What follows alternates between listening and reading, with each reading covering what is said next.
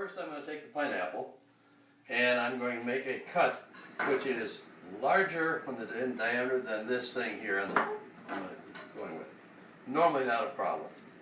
So I cut down and make a cut which is perpendicular to the axis of the pineapple. Okay, now that's the diameter. That ought to be larger than the core, which it is.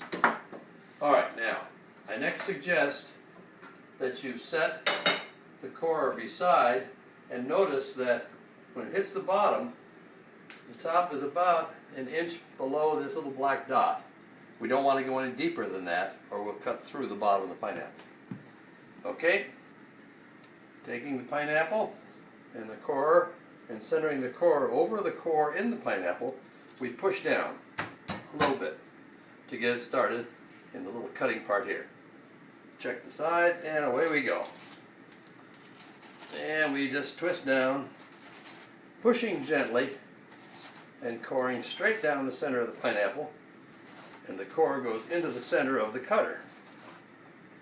And you can also see why Dad has a cutting board underneath the pineapple. In case I go too far. In case he goes too far, to protect the countertop. That's right. So even if you do have granite countertops, it's still a good idea to have something between the pineapple and the countertop. It would dull the core too. Yes, it's not good for the core. I'm about as far as I want to go, I think. In fact, I'm starting to get a little leakage at the bottom, so I've gone far enough. We've stopped the flooding. Right. Cleaned off the board. Now, I'm taking the core and I'm gently wiggling and pulling the whole thing straight up. Aha, here it comes. There it is. There it that comes. Beautiful golden And I now pineapple. set it into this other bowl. And we can see the core is there and the pineapple is cored. There we go. And the pineapple is cored. Okay. Now, now we take the handle off. We turn the whole thing over. And we gently push the spiral of pineapple into the big bowl.